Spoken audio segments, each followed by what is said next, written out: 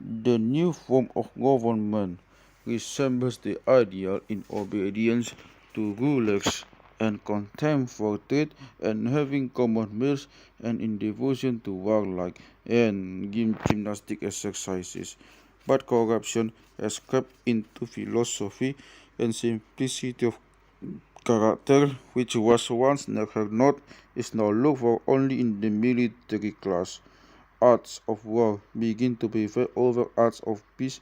The ruler is no longer a philosopher, as in oligarchies. There springs up among them an extravagant love of again get another man's and save your arm, and save your arm is their principle, and they have dark places in which they hold their gold and silver for the use of their women and others. They take their pleasures by stealth, like boys who are running away from their father the law, from their father the law. And their education is not inspired by the muse, but imposed by the strong arm of power. The leading characteristic of the state is party spirit and ambition. And what manner of man answers to such a state? In loving of contention, replied Adimantus, she will be like our friend Glaucon, in that respect, perhaps, but not in others. He is self-asserting and ill-educated, yet fond of literature, although not himself a speaker, fierce with slaves, but obedient to rulers, a lover of power and honor, which he hopes to gain by deeds of arms, fond too of gymnastics and of hunting. As he advances in years, he grows at Pharisee, for he has lost philosophy, which the only savior and guardian of man. His origin is as follows. His father is a good man dwelling in an ill-ordered state, who has retired from politics in order that he may lead a quiet life. His mother is angered her loss of precedence among other women. She is disgusted at her husband's selfishness, and she expatiates to her son on the unmanliness and indolence of his father. The old family servant takes up the tale, and says to the youth, "When you grow up, you must be more of a man than your father." All the world agree that he who minds his own business is an idiot, while a busybody is highly honored and esteemed. The young man compares this spirit with his father's words and ways, and as he is naturally well disposed, although he has suffered from evil influences, he rests at a middle point and becomes ambitious and a lover of honor. And now, let us set another city over against another man. The next form of government is oligarchy, in which the ruler is of the rich only, nor is it difficult to see how such a state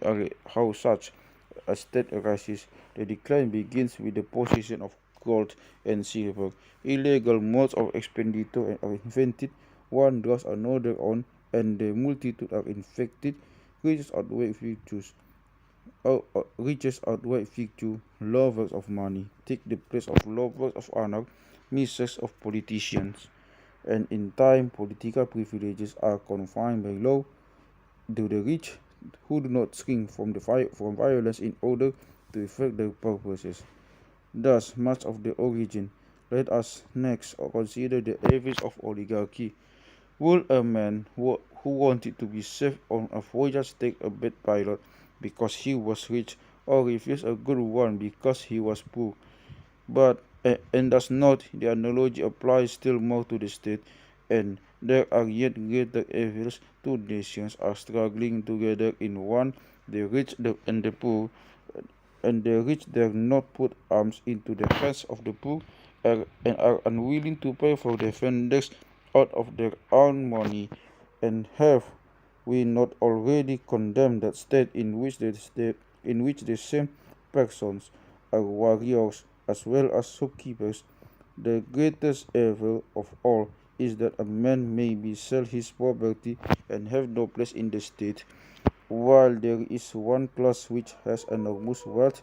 The other is entirely destitute, but observe that these destitutes had not really any more of the governing nature in them when they were rich than now. Then they are poor, they were miserable spendthrifts always. They are the drones of the hive. Only whereas the actual drone is provided by nature with a sting, the two ledge thing, the two ledge things whom we call drones are some of them without stings and some of them have dreadful stings. In other words, they are paupers and they are gorgeous. They are never far apart, and in oligarchical cities, when everybody is a pauper who is not a ruler, you will find abundance of pot, and this every state of society originates in bad education and bad government. Like state, like men, the change in the latter begins with the representative of democracy. He was at first in the ways of his father, who may have been a statesman or general perhaps, and presently he sees him fallen from his high estate, the victim of informers, die in prison or exile, or by the hand of the executioner. The lesson which he thus receives makes him cautious. He leaves politics, represses his pride and self-pence. Avarice is enthroned as his bosom lord and assumes the style of the great king. The rational and spirited elements still humbly on the ground at either side. The one immersed in calculations, the other sought in the admiration of wealth. The love of honor turns to love of money. The conversion is instantaneous. The man is mean, saving, toiling, the slave of one patient, which is the master of the rest. Is he not the very image of the state? He has had no education, or he would never have allowed the blind god of riches to let the dance within him. And being uneducated, he will have many slavish desires, so vigorously, some knavish, breeding in his soul. If he is the trustee of an orphan and has the power of default, he will soon prove that he is not without the will, and that his passions are only restrained by fear and not by reason. Hence, he leads a divided existence in which the better desires must prevail. But when he is contending for prizes and other distinctions, he has often incurred a loss which is to be repaid only by barren honor. In time of work, he fights with a small part of his resources and usually keeps his money and loses the victory. Next comes democracy and the democratic man, out of oligarchy and the oligarchical man. Insatiable avarice is the ruling passion of an oligarchy, and they encourage expensive habits in order that they may gain by the ruin of extravagant youth. Thus men of family often lose their property of rights of citizenship, but they remain in the city full-hearted against the new owners of their estates and ripe for revolution. The usurer, with stooping walk, with pretends not to see them, he passed away and leaves his thing, that is, his money, in some other victim, and many a man has to pay the parent or principal sum multiplied into a family of children and is reduced to a state of drudgery by him. The only way of diminishing the effort is either to limit a man in his use of his property or to insist that he shall lend at his own risk. But the ruling class do not want remedies.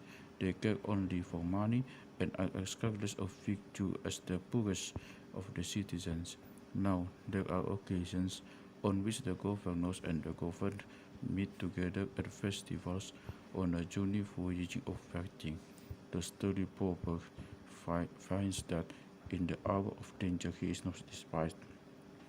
He sees the rich man puffing and panting, and draws the conclusion which he privately imparts to his companions, that our people are not good for much, and a sickly frame is made ill by a mere touch from without or sometimes with an external impulse is ready to fall to pieces of itself, so from the last cause, or with none at all, the city falls ill and fights a battle for life or death.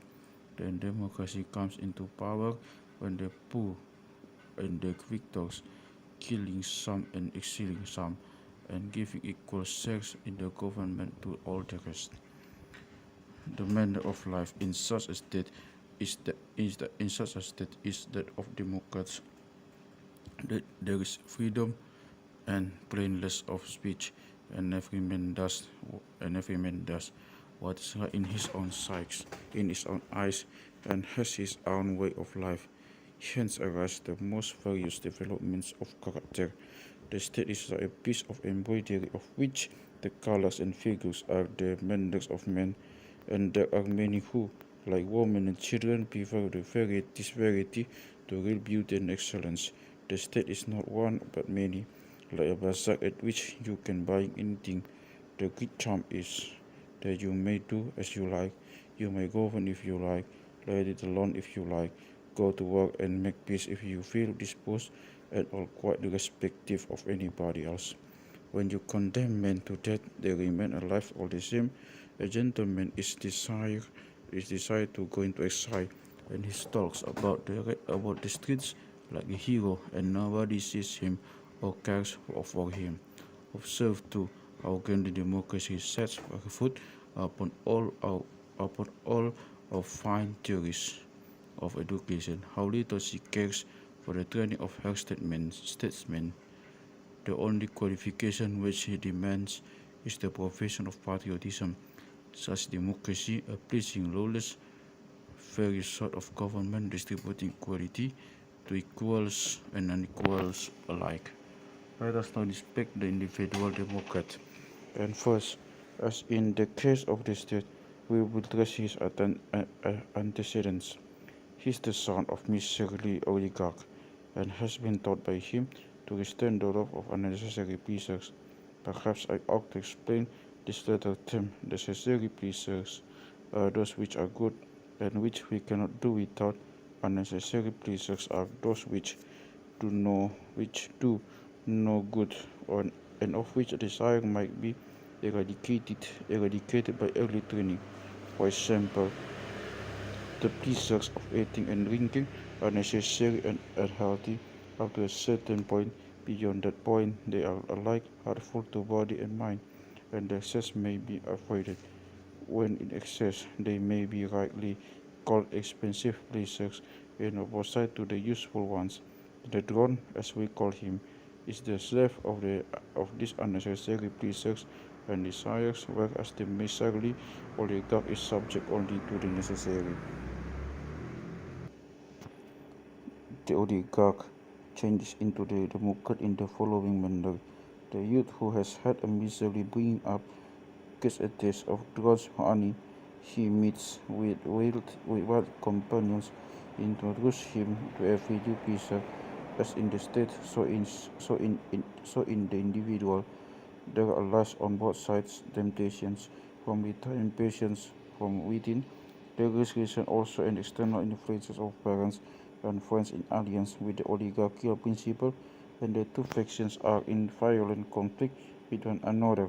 Sometimes the party of other prevails, but then again, new desires and new disorders arise, and the whole mob of patients gets possession of Acropolis, that is to say, the soul, which they find void, and are guarded by true words and works, falsehoods and illusions, as sent to take the place. The prodigal goes back into a country of the Lotopagi or drones, and openly dwells there, and dwells and openly dwells there. And if any offer of alliance or parley of individual elders comes from harm, the first spirits shut the gates of the castle and permit no one to enter. There is a battle, and then again the victory, and strike away, making alliance with the desires and the vanished modesty which they call folly, and send temperance over the border. When the house has been swept and garnished, they raise up the exiled vices, and crowning them with garlands, bringing them back under new names. Insolence they call good breeding, anarchy, freedom, was magnificence, impudence, courage. Such is the process by which the youth passes from the necessary pleasures to the unnecessary. After a while he divides his time impartially between them, and perhaps when he gets older and the violence of passion has abated, he restores some of the exiles and lives in a sort of equilibrium, indulging first one pleasure and then another, and a reason comes and tells him that some pleasures are good and honorable and others bad, and while he shakes his head and says that he can make no distinction between them. Thus he lives in the fancy of the hour. Sometimes he takes to drink, and then he turns abstainer. He practices in the gymnasium, or he does nothing at all. Then again he would be a philosopher or a politician, or again he would be a warrior or a man of business. He is everything by stats and nothing lost and nothing long. This remains still the finest and fairest of all men and all states, tyranny and the tyrant. Tyranny springs from democracy, much as democracy springs from oligarchy. Both arise from excess, the one from excess of health, the other from excess of freedom. The great natural good of life, says the Democrat, is freedom, and this exclusive love of freedom and regardlessness of everything else is the cause of the change from democracy to tyranny.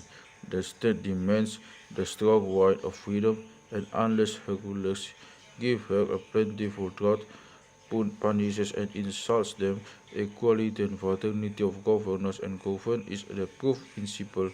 Anarchy is the law not of the state only, but of private houses, and extends even to the animals. Father and son, citizen and foreigner, teacher and pupil, old and young are all on a level. Fathers and teachers fail their sons and pupils, and the wisdom of the young men is unmatched for the elder, and they all imitate the jaunty manners of the young because they are afraid of being taught morals.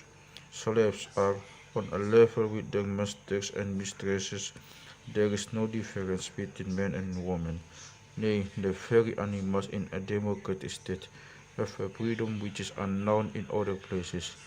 The, the sea dogs are as good as their sea mistresses, and horses and asses must along with dignity and run the races against anybody who comes in their way.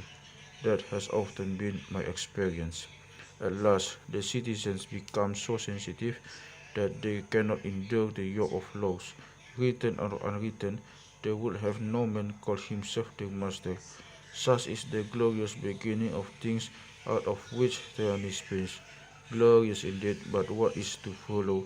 The ruin of oligarchy is the ruin of democracy, for there is a law of contraries. The excess of freedom passes into the excess of slavery, and the greater the freedom, the greater the slavery. You will remember that in the oligarchy were found two classes, clergy and paupers, whom we compare to drones with and without stings.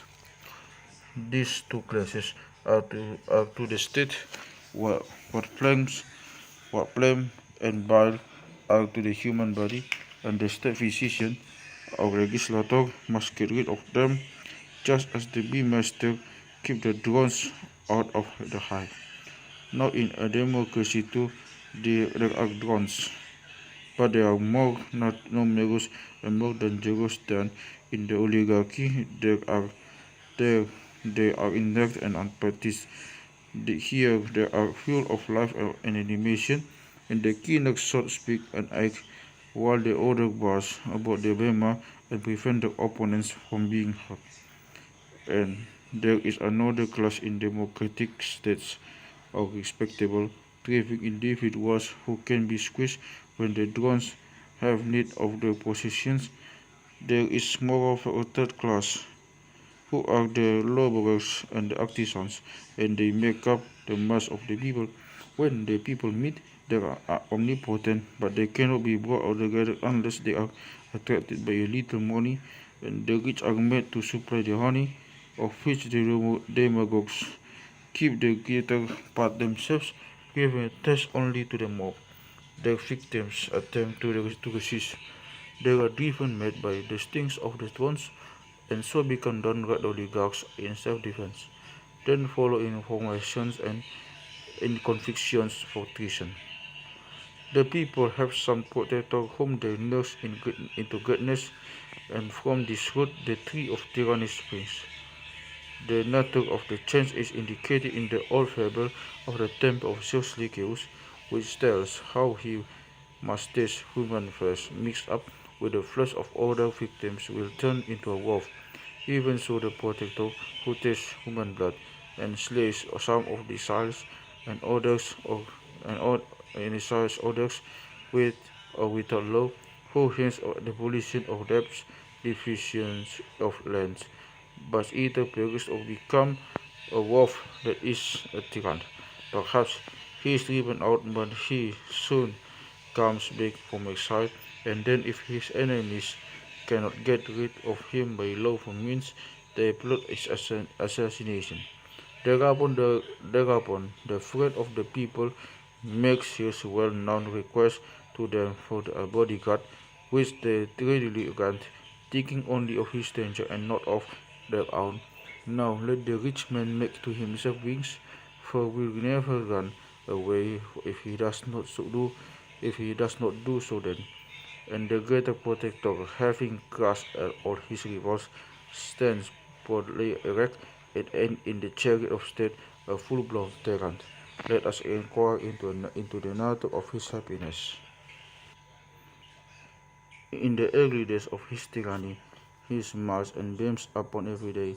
He is not a dominus, no, not he. He has only come to put an end to debt and the monopoly of land. Having got rid of foreign enemies, he makes himself necessary to the state by always going to war. He is thus enabled to depress the poor by heavy taxes, and so keep them at work, and he can get rid of bolder spirits by handing them over to the enemy. There comes unpopularity. Some of his old associates have the courage to oppose him. The consequence is that the to, he has to make a purgation of the state. But unlike the physician who pulls away a bed, he must get rid into the high-spirited, the wise and wealthy, for he has no choice between that and the life of some in this era. And the more hated is, and the more hated he is, the more he will require trusty guards. But how he will obtain them? They will come flocking like birds for prey. He will not rather obtain them on the spot. He will take the slaves from the owners and make them his bodyguard. These are his trusted friends who admire and look up to him. Are not the tragic poets wise who magnify and exalt the tyrant and say that he is wise by association with the wise? And are not their praises of tyranny alone a sufficient reason why we should exclude them for our state? They may go to other cities and gather the mob about them with the fine words and change commonwealths into tyrannies and democracies, receiving honors and rewards for their services. But the higher they and their friends ascend in constitution hill, the more their honor will fail and become too torment. To return to the tyrant, how will he support the royal army of his? First, by robbing the temple of their treasures, which will enable him to lighten the taxes. Then he will take all his father's property and spend it on his companions, male or female. Now his father is the Demus, and if the Demus get angry and says that a great hulking son ought not to be a burden on his parents, and beats him, and his hero to skill be gone, then will the parent know what a monster he has been nurturing, and that the son whom he would fail he would fain expect is too strong for him. You do not mean to say that he will beat his father? Yes, he will, after having taken away his arms. Then he is parricide and a cruel and natural son. The people have jumped from the fear of slavery into slavery, out of the smoke into the fire. Thus liberty, when out of all order and reason, burst into the worst form of servitude. In the perfumed books, Plato has described the ideal state. Now he returns to the perverted or declining forms on which he had lightly touched at the end of Book 4. Then he describes in a succession of parallels between the individuals and the states, tracing the origin of either in the state or individual which has preceded them. He begins by asking the point at which he discussed, and is thus led shortly to recapitulate the substance of the three former books, which also contain a parallel of the philosopher and the state. First decline. He gives no intelligible account. He would not have liked to admit the most probable causes of the fall of his ideal state, to which to us all appear to be the impracticability of communism of the natural antagonism of the ruling and subject classes. He throws a veil of mystery over the origin of the decline, which he attributes to ignorance of the law of population. Of this law, the foremost geometrical figure of number is the expression, like the ancients in general. He had no idea of the gradual perfectibility of man or of the education of the human race. His ideal was not to be attained in the course of ages, but was to spring in full armor from the death of the legislator. When good laws had been given, he thought only of the manner in which they were likely to be corrupted, or of how they might be filled up in detail or restored in accordance with the original spirit. He appears not to have reflected upon the full meaning of his own words. In the brief space of human life, nothing great can be accomplished or again. He afterwards says in the laws, infinite time is the maker of the cities. The order of constitutions which is adopted by him represents an order of thought rather than a succession of time, and may be considered as the first attempt to frame a philosophy of history. The first of these declining states is democracy, or the government of soldiers and lovers of honor, which answers to the Spartan state. This is a government of force, in which education is not inspired by the muses, but imposed by the law, and in which all the final elements of organization have disappeared. The philosopher himself has lost the love of truth, and the soldier, who is of a simpler and honester nature, rules instead. The individual answers to democracy has some noticeable qualities. He is described as ill-educated, but like the Spartan, a lover of literature, and although he is harsh master to his servants, he has no natural superiority over them. His character is based upon a reaction against the circumstances of his father, who in a troubled city has retired from politics, and his mother, who is dissatisfied at her own position, is always urging him towards the life of political ambition. Such a character may have had this origin, and indeed Livy attributes the Lycian laws to a feminine jealousy of a similar kind. But there is obviously no connection between the manner in which the democratic state springs out of the ideal and the mere accident by which the democratic man is the son of a retired statesman. The two next stages in the decline of constitutions have even less historical foundation, for there is no trace in Greek history of a polity like the Spartan of Cretan passing into an oligarchy of wealth, or of the oligarchy of wealth passing into a democracy. The order of history appears to be different. First, in the Homeric times, In the Homeric times, there is the royal or patriarchal form of government, which a century or two later was succeeded by an oligarchy of birth rather than of wealth, and in which wealth was only the accident of the hereditary position of land and power. Sometimes this oligarchical government gave way to a government based on a qualification of property, which, according to Aristotle's mode of using words, would have been called a democracy, and this in some cities as at Athens became the conducting medium to democracy.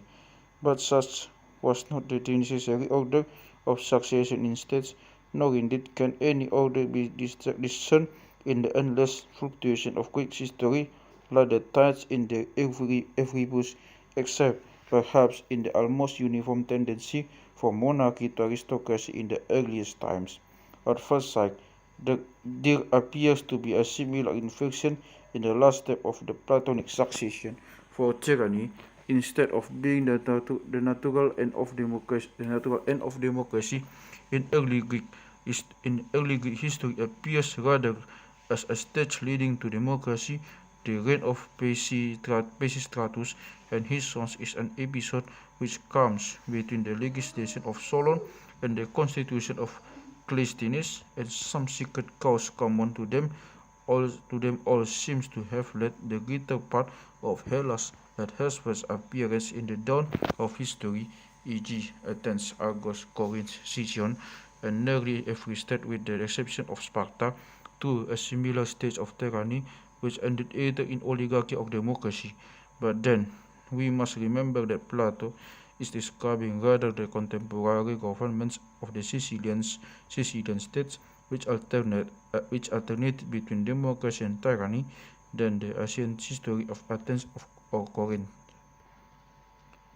The portrait of the tyrant himself is just such, as the later Greek delighted to draw of Phalaris and Dionysus, in which, as in the lives of medieval saints or mythical heroes, the conduct and actions of one were attributed to another in order to fill up the line.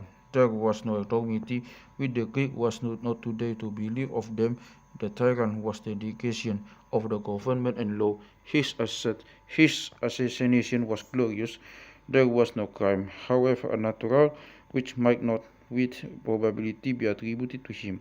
In this, Plato was only following the common thought of his countrymen, which he embellished and exaggerated with all the power of his genius. There is no need to suppose that he drew from life, or that his knowledge of tyrants is derived from a personal acquaintance with Dionysus.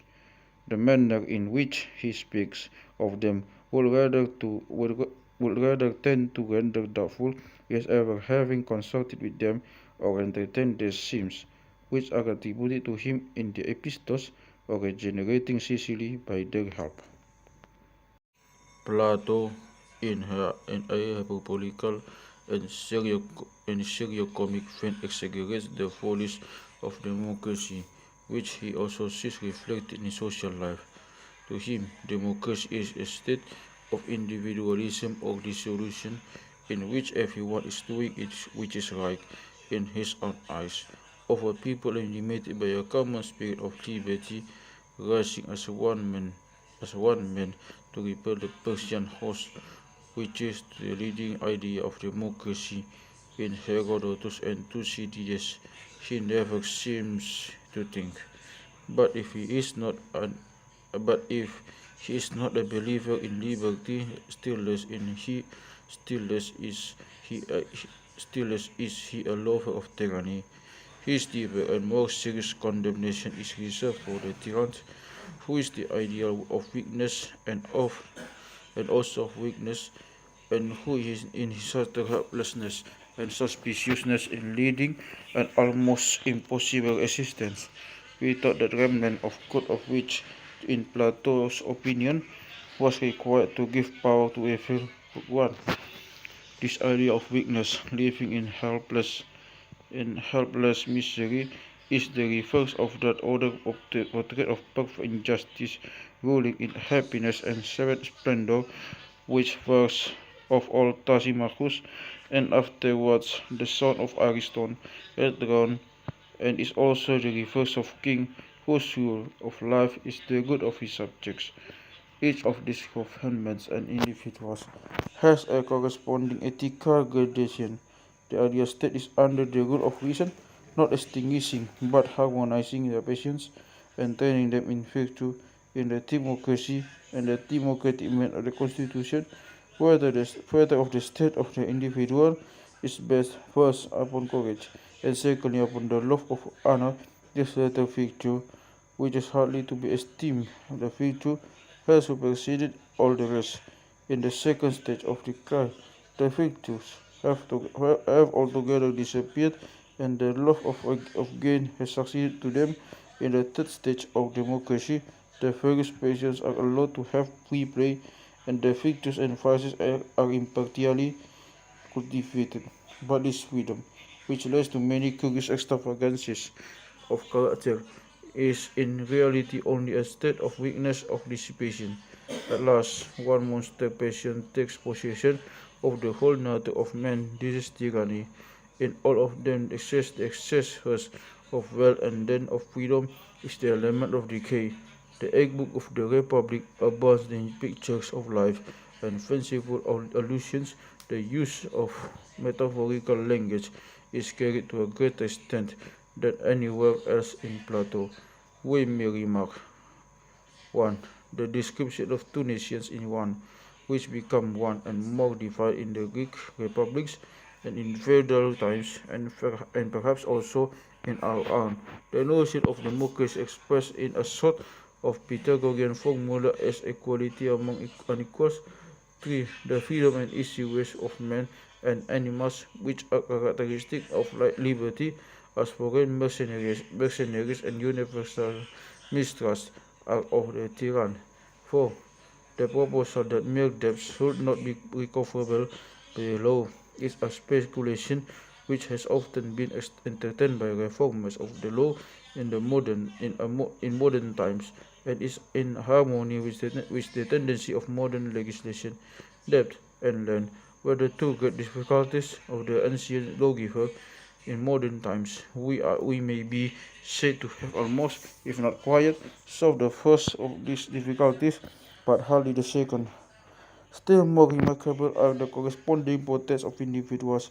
There is the primary picture of the father and mother and the old servant of the democratical man, and the outward respectability and inherent meanness of the oligarchical, the uncontrolled license and freedom of the democrat, in which the young Alcibiades seems to be depicted doing right or wrong as he pleases, and who at last, like the prodigal, goes into a far country, not hear the play of language by which the democratic man is himself represented under the image of a state having a citadel and receiving embassies, and there is the wealth-based nature, which bears laws in his successor.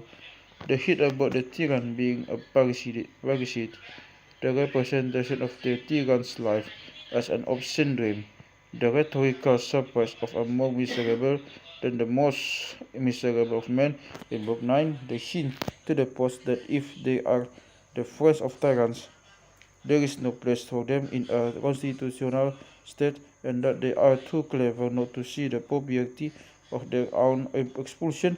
The continuous image of the drones, who are of toucans, swelling at last into the monster drone having wings, Book 9, are among Plato's happiest touches. This remains to be considered the great difficulty of this book of the Republic, the so-called number of the state.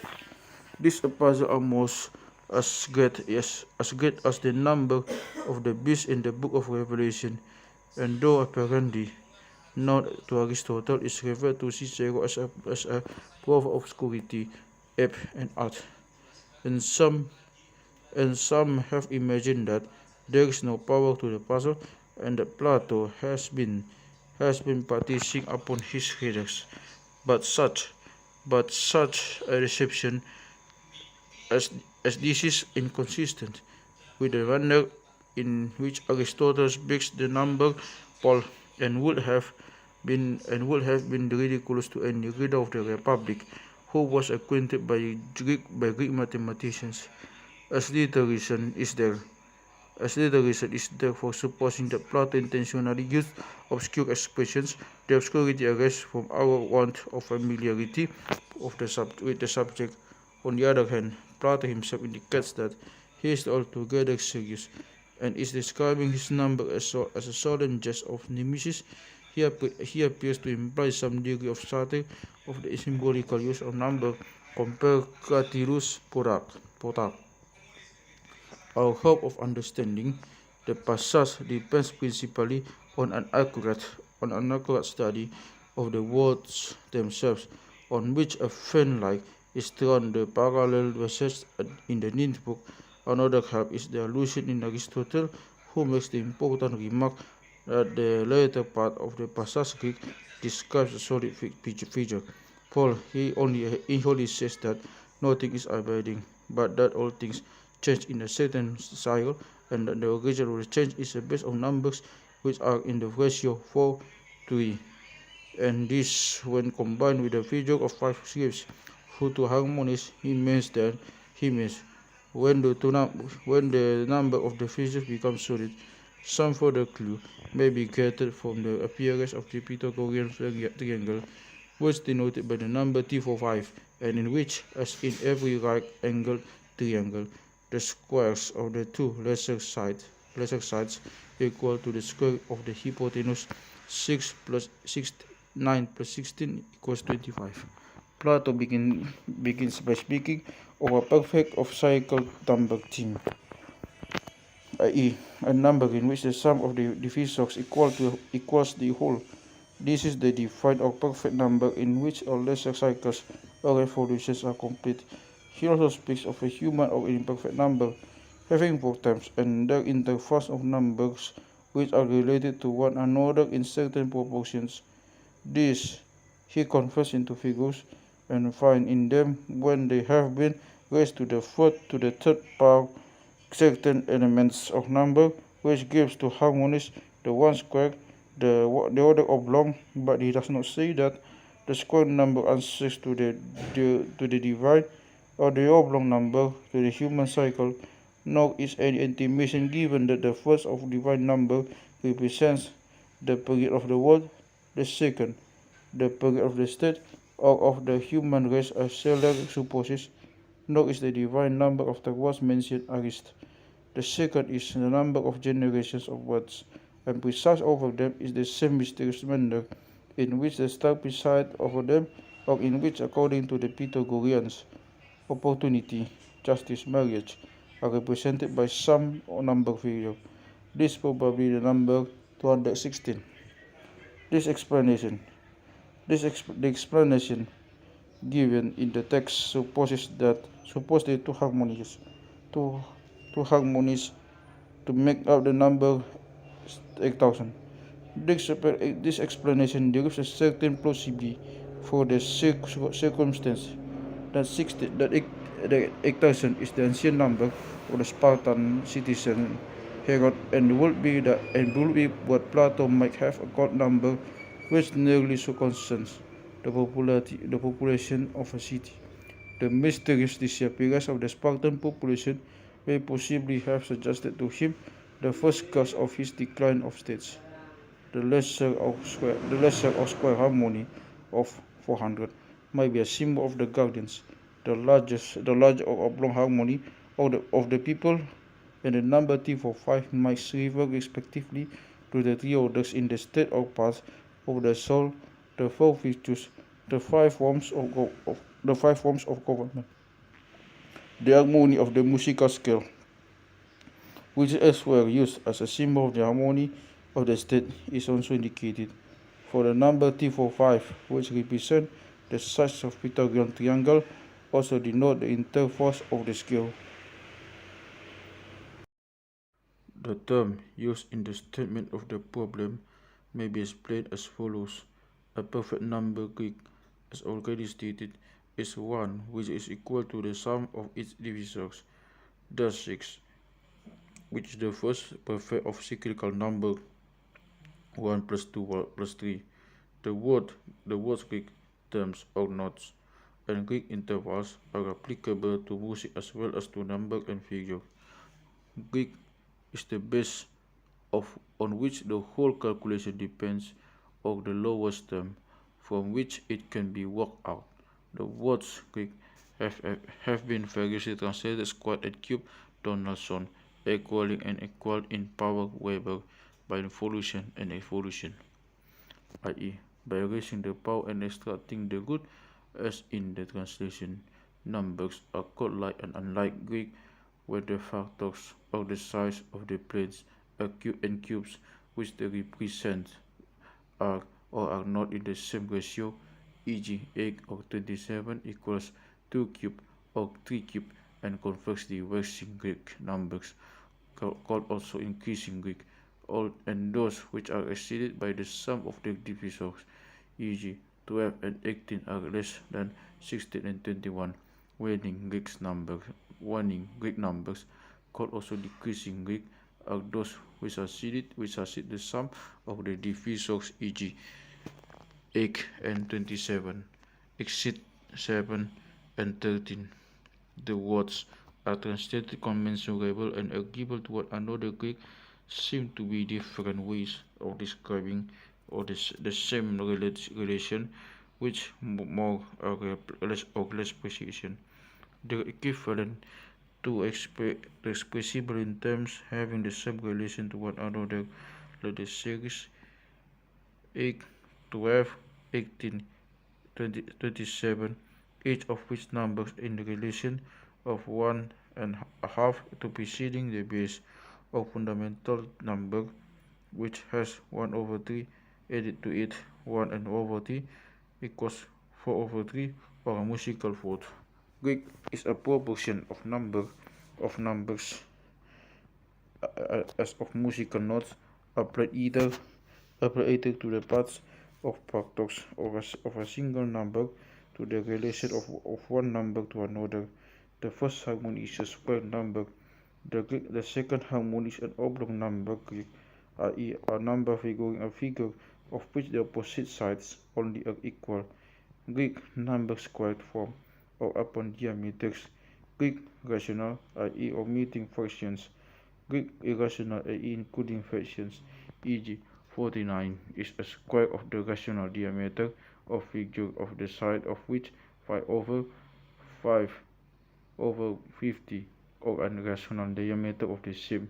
For several of explanations here given, and for a good deal besides, I am indebted to an excellent article on the Platonic number by Dr. Donaldson on the Philo Society. The conclusions which he draws from this data are summed up by him as follows.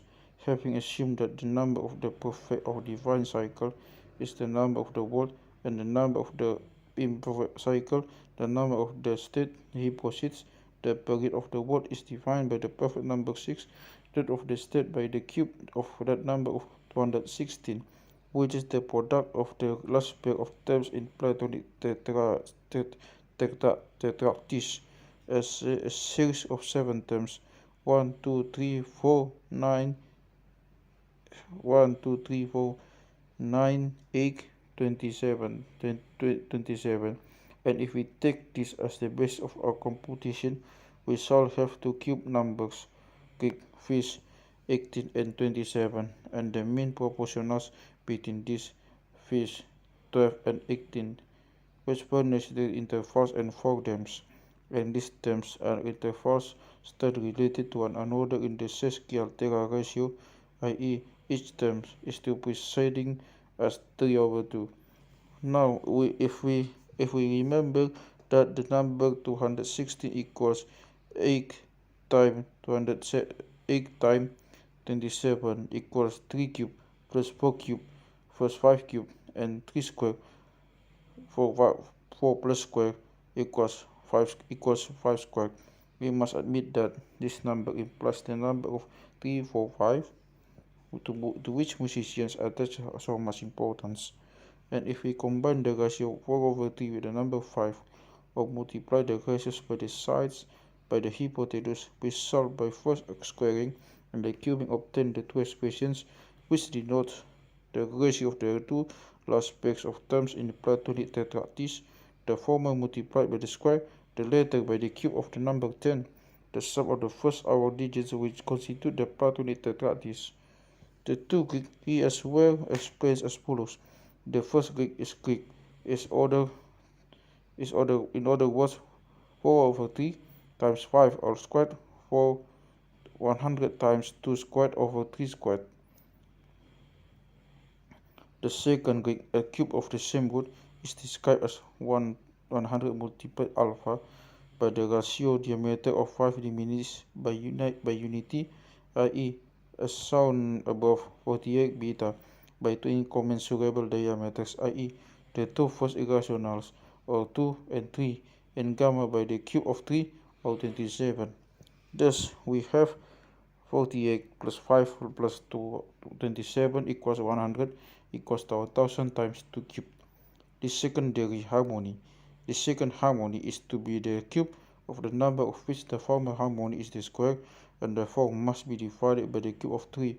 In other words, the whole expression will be 1 for the first harmony, 400 over 9, 2 for the second harmony, then 8000 over 27. The reasons which have inclined me to agree with Dr. Donaldson and also with Schleiermacher in supposing that 216 is the Platonic number of births are 1. That this coincides with the description of the number given in the first part of the passage Greek. 2.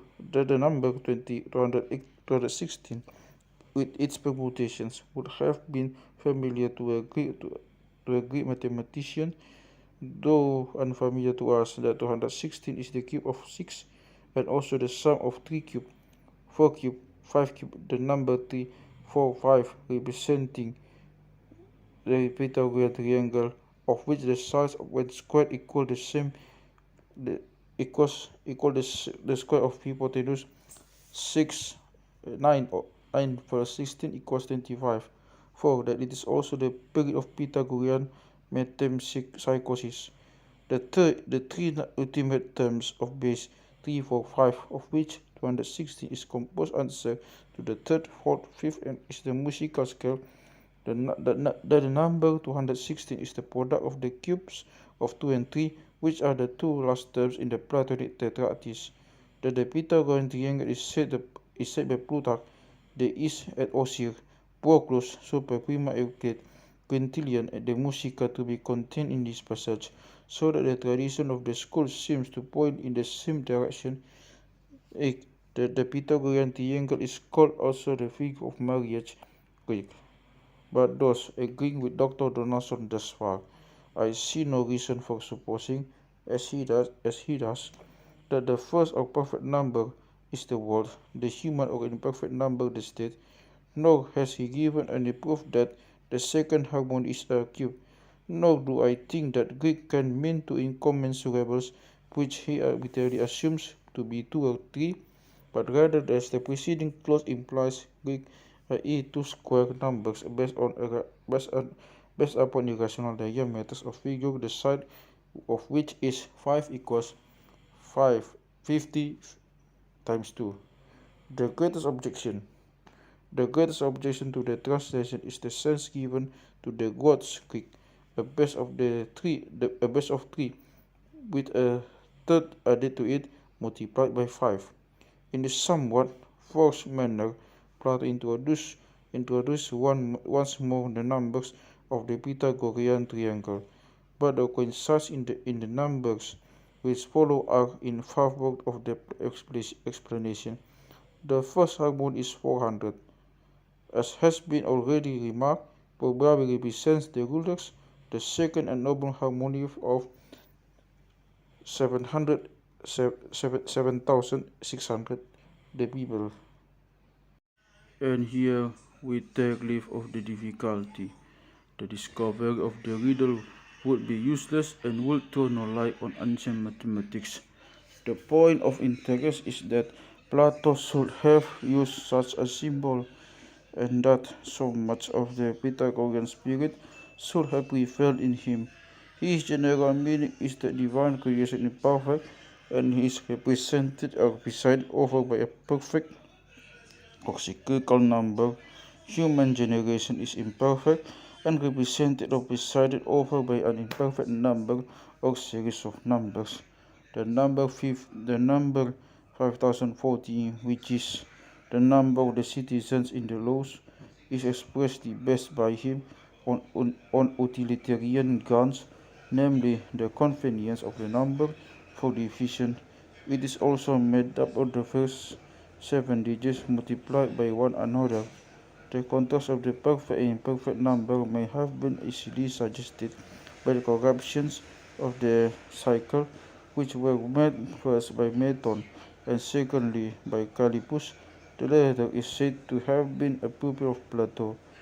Of the degree of importance or of exactness to be attributed to the problem, the number of tirans in book 9 to 729 equals 365 times 2, and the slight correlation of the error of the number for 5040 divided by 12 laws may furnish a criterion. There is nothing surprising in the circumstance that those who were seeking for order in nature and had found order in number should have imagined one to give law to the other. Plato believes in the power of number far beyond what he could see realized in the world around him, and he knows the great influence which the little matter of 1 to 3 exercise upon education. He may even be thought to have prophetic anticipation of the discoveries of the Catholic and others. The numbers depend upon numbers, e.g., in population, the number of births and the respective numbers of children born of either sex or the respective ages of parents, i.e., on other numbers. Group 9. Last of Last of all comes the tyrannical man, about whom we have to inquire whence is he, and how does he live in happiness in misery or in misery. There is, however, a previous question of the nature and number of the appetites which I should like to consider first. Some of them are unlawful, and yet admit of being chastened and weakened in various degrees by the power and reason and law. What appetites do you mean? I mean those which are awake when the reasoning powers are asleep, which get up and walk about naked without any self-respect or shame. There is no conceivable folly or crime, however cruel or unnatural, of which in imagination they may not be guilty. True, he said, very true. But when a man's pulse beats temperately, and he has supposed supped on a feast of reason, and come to a knowledge of himself before going to rest, and has satisfied his desires just enough to prevent the perturbing his reason, which remains clear and luminous, and when he is free for current and heat, the visions which he has on his bed are less irregular and abnormal. Even in good men, there is such an irregular wide-based nature which peers out in sleep. To return, you remember what was said of the Democrat, that he was the son of a miserly father who encouraged the saving desires and repressed the ornamental and expensive ones. Presently, the youth got into fine company and began to entertain the dislike to his father's narrow ways. And being a better man than the corrupters of his youth, he became to a mean and led the life not of lawless or service patient, but of regular and successive indulgence. Now imagine that the youth has become a father and has a son who is exposed to the same temptations and has companions who lead him into every sort of iniquity. and parents and friends who try to keep him right. The counselors of evil find that the only chance of retaining him is to implant in his soul a monster drawn or love, while other desire buzz around him and mystify him with sweet sounds and scents. This monster love takes possession of him and puts an end to every true or modest thought or wish. Love, like drunkenness and madness, is a tyranny, and a tyrannical man, whether made by nature or habit, is just a drinking, lusting, furious sort of animal. And how does such a one live? Nay, though that you must tell me. Well then, I fancy that he will live amid revelries and harloties, and love will be the lord and master of the house. Many desires require much money, and so he spends all that he has and borrows more. And when he has nothing, that the young ravens are still in the nest in which they were hatched, crying for food. Love urges them on, and they must be gratified by force of word, or if not, they become painful and troublesome, and as the new places succeed the old ones, so will the son take possession of the goods of his parents. If they show signs of refusing, he will defraud and deceive them, and if they openly resist, what then? I can only say that I should not much like to be in their place, but what happens, Ademantus, to think that for some new-fangled and unnecessary love, he will give up his old father and mother, best and dearest of friends, or enslave them to the fancies of the hour. Truly, a tyrannical son is a blessing to his father and mother. When there is no more to be got out of them, he turns burglar or pickpocket, or robs a temple. Love overmasters the thoughts of his youth, and he becomes in sober reality a monster that he has sometimes in sleep.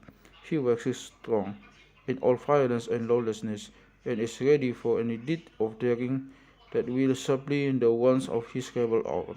In a well-ordered state, there are only there are only a few such, and these, in time of war, go out and become the mercenaries of tyrants.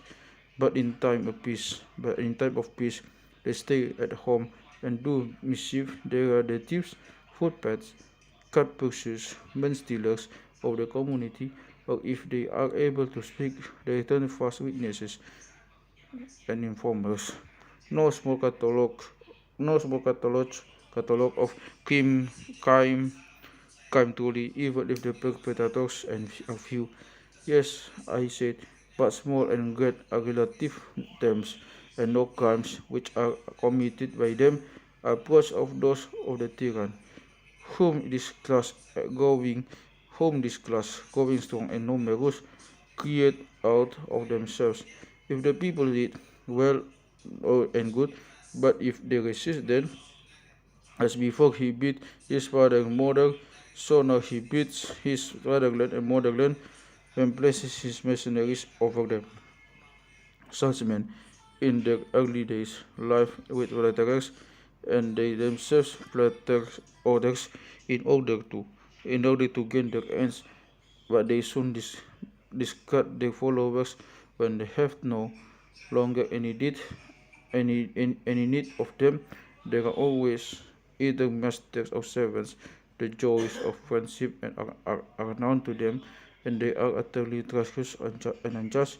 If the matter of justice be at all understood by us, the release are dim, and he who is almost a tyrant by nature, and lives the life of a tyrant for the longest time, will be the worst of them, and being the worst of them, will also be the most miserable.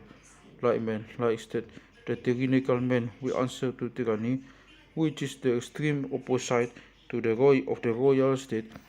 For one is the best, and the other the worst, But which is the happier, dread and terrible, as the tyrant may appear enthroned amid his satellites? Let us not be afraid to go in and ask. The answer is, the monarchical is the happiest, and the tyrannical the most miserable of states. And may we not ask the same question about the men themselves, requesting someone to look into them, which is able to penetrate the inner nature of men, and will not be panic struck by the faint pomp of tyranny. I suppose that he is one who has lived with him and has seen him in family life, or perhaps in the hour of trouble and danger.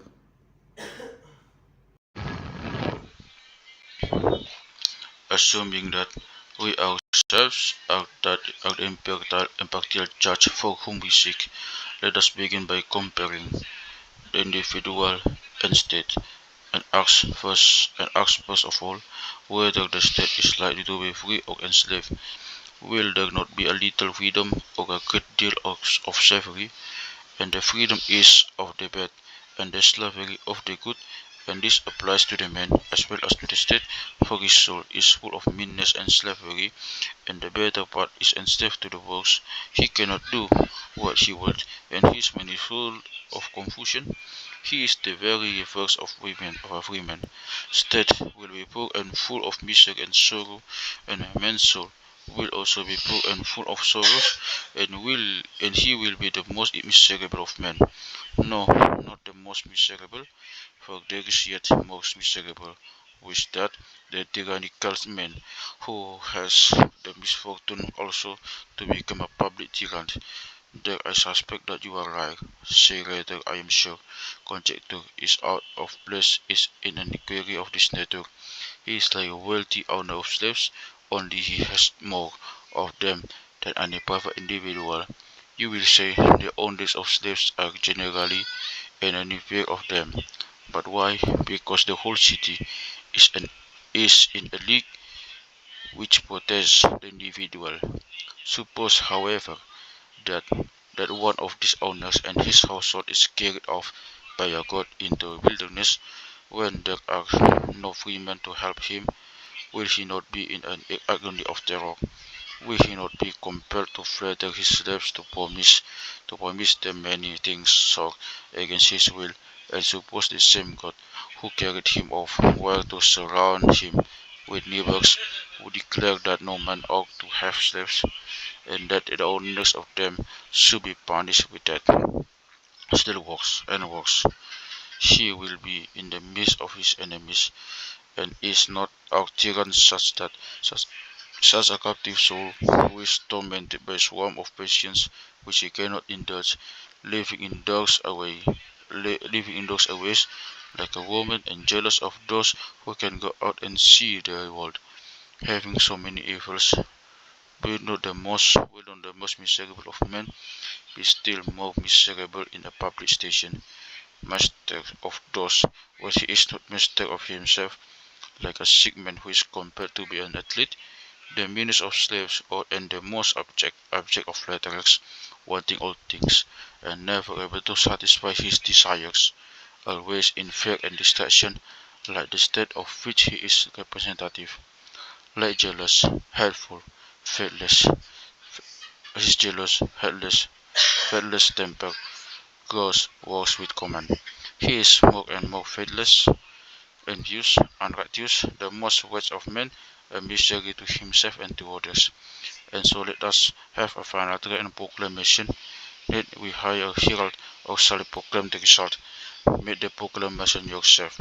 The son of Aristotle the best is of opinion that the best and justice of men is also the happiness, and that this is he who is the most royal master of himself, and that the unjust man is he who is the greatest tyrant of himself and of his state. And I add further, set of unseen by gods and or men. This is our first proof. The second is derived from three kinds of pleasure, which answer to the three elements of the soul: reason, passion, desire, under which last is comprehended avarice, as well as sensual appetite, while passion includes ambition, party willing, love of reputation. Reason, again, is solely directed to the attainment of truth, and careless of mind and reputation. In accordance with the difference of man's nature, one of these three principles is in the ascendant, and they have the several pieces corresponding to them. interrogate now the three natures, and each one will be found praising his own pleasures and depreciating those of others.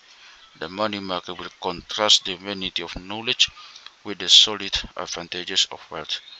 The ambitious man will despise knowledge which brings no honor, whereas the philosopher will regard only the fruition of truth and will call other pleasures necessary rather than good. Now, how shall we decide between them? Is there any better criterion than experience and knowledge? And which of the three has the truest knowledge and the widest experience? The experience of youth makes the philosopher acquainted with the two kinds of desire, but the avarice of the ambition man never tests the pleasures and truth and wisdom. Anarchy is equally with them. They are judge of him, but he is not judge of them, for they never attain to the knowledge of true being, and his instrument is reason, whereas the standard is only word and honor, and if by reason we are to judge, his good will be the truest. And so we arrive at the result that the pleasure of the rational part of the soul, and a life passed in the such pleasure in the pleasantest. He who has a right to judge the judge does. Next comes the life of ambition, and in the third place that of making. Twice, twice has the judgment overthrown the unjust once more, as in an Olympian contest, first offering a prayer to the Savior Judge, to the Savior Zeus, let him triumph all. A wise man whispers to me that the pleasures of the wise are true and pure, and all others are a shadow only. Let us examine this. Is not pleasure opposed to pain, and is there not a means that which is neither? When a man is sick, nothing is more pleasant to him than health. But this he never found out while he was well. In pain he desires only to cease from pain. On the other hand, when he is in an ecstasy of pleasure, rest is painful to him. Thus rest is cessation, is both pleasure and pain. But can that which is neither both pleasure, but can that which is neither become both? And again, pleasure and pain are motions, and the absence of them is rest. But if so, how can the absence of either of them be the other? Thus we are led to infer that the contradiction is an appearance only, and witchery of the senses. And these are not the only pleasures, for there are others which have no preceding pains. Pure pleasure, that is not the absence of pain, nor pure pain the absence of pleasure, although most of the pleasures which reach the mind through the body are reliefs of pain, and have not only the reactions when they depart, but the anticipations before they come. They can be best described in a simile. There is in nature an upper, lower, and middle region, and he who passes from lower to the middle imagines that he is going up and is already in the upper world, and if we were taken back again would think, and truly think, that he was descending. All this arises out of his ignorance of the true upper, middle, and lower regions, and a like confusion happens with pleasure and pain, and with many other things. The man who compares grey with black calls grey white, and the man who compares absence of pain with pain calls the absence of plain pleasure.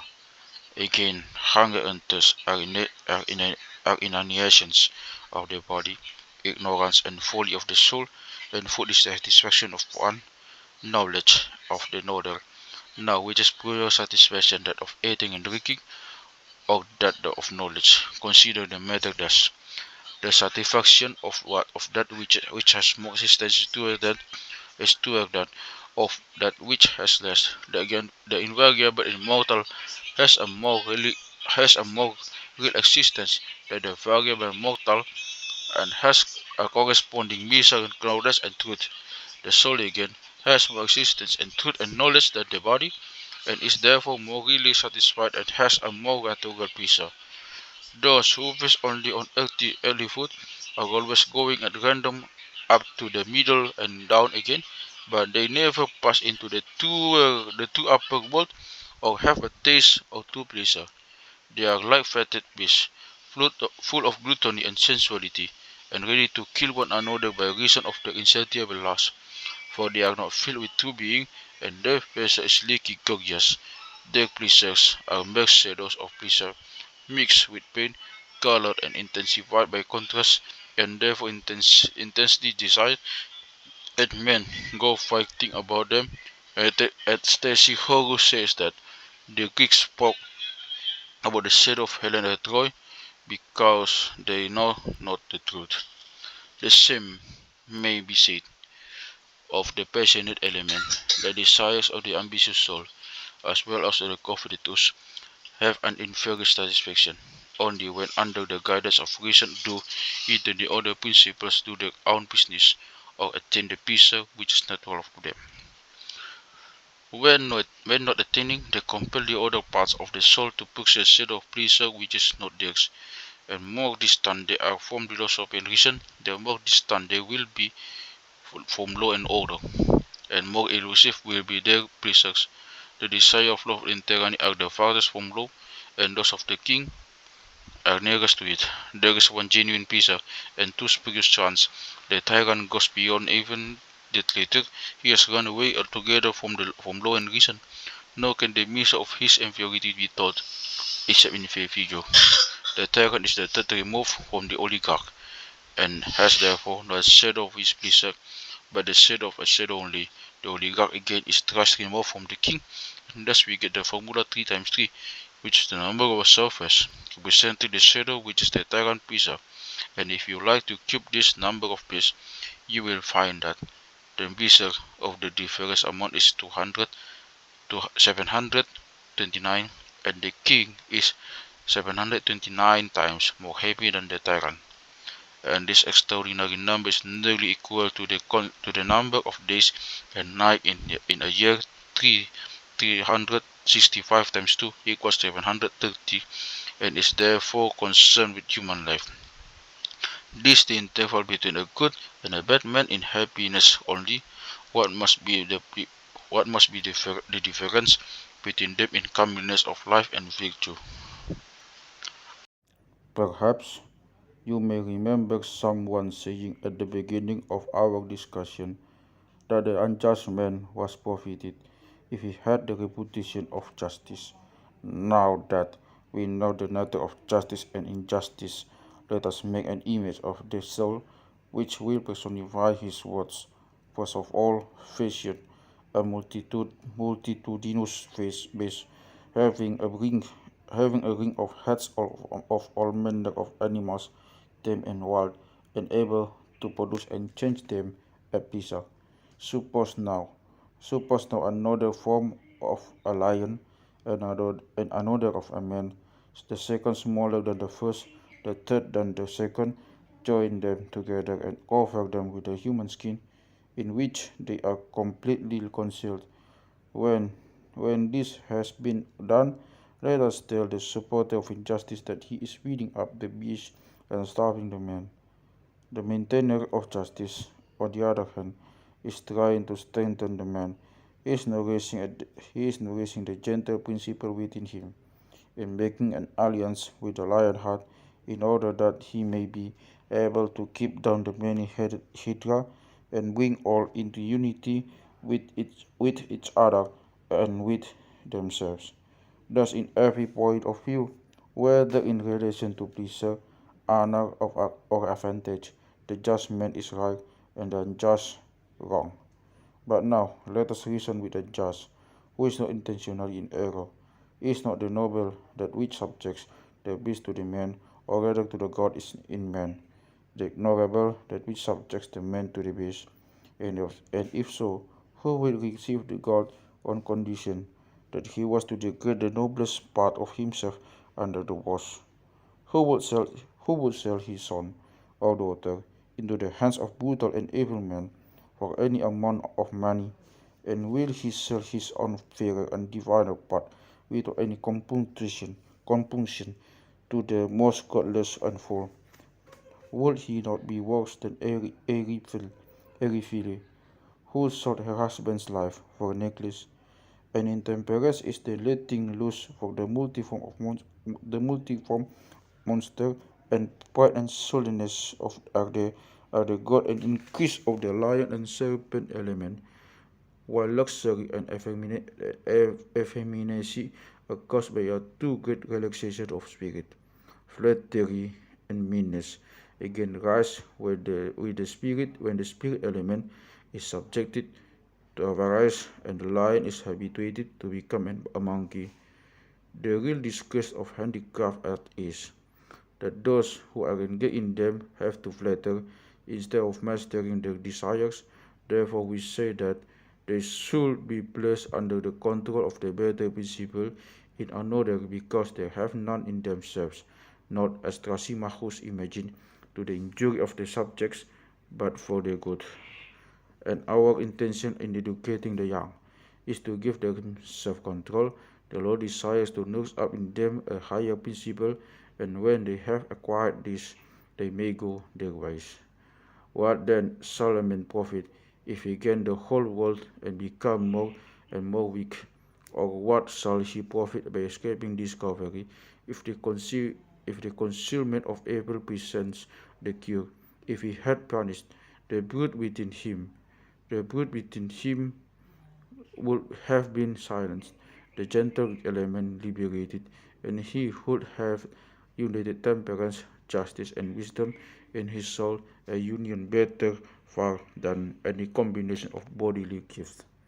The man, the man of understanding, will honor knowledge above all. In the next place, he will keep under his body, not only for the sake of health and strength, but in order to attain the most perfect harmony of body and soul. In the acquisition of riches, too, he will aim at order and harmony.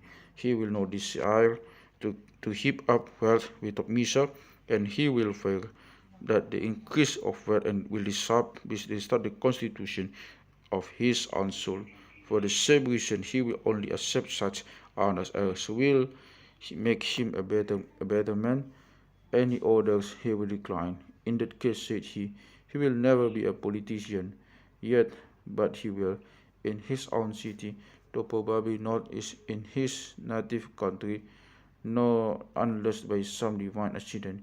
You mean that he will be a citizen of the idol city, which has no place upon earth, but in heaven, I replied, there is a pattern of such a city, and he who wishes may order his life after that image. Whether such a state is or ever will be matter not, he will act according to that problem and no other. The most noticeable points in the ninth book of the Republic are the count of pleasure, the number of the interval which divides the king from the tyrant, the pattern which is in heaven. Plato's account of pleasure is remarkable for moderation, and in this respect contrasts with the later Platonists and the views which are attributed to them by Aristotle. He is not, like cynics, opposed to all pleasure, but rather desires that the several parts of the soul shall have their natural satisfaction. He even agrees with the Epicurians in describing pleasure as something more than the absence of pain. This is proved by the circumstance that there are pleasures which have no antecedent pains, as he also remarks in the Villebus, such as the pleasures of smell and also the pleasures of hope and anticipation. In the previous book, he had made the distinction between necessary and unnecessary pleasure, which is repeated by Aristotle, and he now observes that there are a further class of well-based pleasures corresponding to Aristotle's Greek. He dwells upon the relative and unreal character of sensual pleasures and the illusion which arises out of the contrast of pleasure and pain, pointing out the superiority of the pleasures of reason, which are at rest over the fleeting pleasures of sense and emotion. The preeminence of royal pleasure is shown by the fact that reason is able to form a judgment of the lower pleasures, while the two lower parts of the soul are incapable of judging the pleasures of reason. Thus, in his treatment of pleasure, as in many other subjects, the philosophy of Plato is summed up into quantities by Aristotle. The analysis, which was originally made by him, became in the next generation the foundation of further technical distinctions. Both in Plato and Aristotle, we note the illusion under which their science fell of regarding the transience of pleasure as a proof of its reality, unreality, and of confounding the permanence of the intellectual pleasures with the unchangeableness of the knowledge from which they are derived. Neither do we like to admit that the pleasures of knowledge, though more elevating, are not more lasting than other pleasures and are almost equally dependent on the accidents of our body state. Introduction to Philebus. 2. The number of the interval which separates the king from the tyrant. The royal from tyrannical pleasures is 729, the cube of 9, which Plato characteristically designates as a number concerned with human life, because nearly equivalent to the number of days and nights in the year. He is the series of proclaiming that the interval between them is immeasurable and invents a formula to give expression to his idea. Those who spoke of justice as a cube, of virtue as an art of measure brought saw no inappropriateness in conceiving the soul under the figure of a line, or the pleasure of the tyrant as separated from the pleasure of the king by the numerical interval of 729. And in modern times, we sometimes use metaphorically what Plato employed as a philosophical formula. It is not easy to estimate the loss of the tyrant, except perhaps in this way, say Plato. So we may say that although the life of a good man is not to be compared to that of a bad man, that yet you may measure the difference between them by valuing 1 minute to the one at 1 hour of the other. One day in the cast is better than 1,000. Or you may say that there is an infinite difference. But this is not so much as saying in homely praise, there are 1,000 miles asunder, and according Plato finds the natural vehicle of his thoughts in the progression of numbers. This arithmetical formula he draws out with the utmost seriousness, and both here in the number of generations seems to find an additional proof the truth of his speculation in drawing the number into a geometrical figure, just as persons in our own day are apt to fancy that the statement is verified when it has been only drawn into an abstract form. In speaking of the number 729 as probable to human life, he probably intended to intimate that 1 year of the tyrannical equals 12 hours of the royal life. The simple observation that the comparison of two similar solids is effected by the comparison of the cubes of the sides is the mathematical groundwork of this principal expression. There is some difficulty in explaining the steps by which the number 729 is obtained. The oligarch is removed in the third degree from the royal and aristocratical, and the tyrant in the third degree from the oligarchical, but we have to arrange the terms as the size of a square, and to count the oligarch twice over. The reckoning them not as equals 5 but as equals 9. The square of 9 is passed lightly over as only a step towards the cube. Towards the close of the Republic, Plato seems to be more and more convinced of the ideal character of his own speculations. At the end of the ninth book, the pattern which is in heaven takes the place of the city of philosophers on earth. The vision which has received form and substance at his hands is now discovered to be at a distance, and yet this distant kingdom is also the rule of man's life. Say not lo here or lo there, for the kingdom of God is within you. Thus a knot is struck which prepares for the revelation of further life in the following book. but the further life is present still. The idea of politics is to be realized in the individual.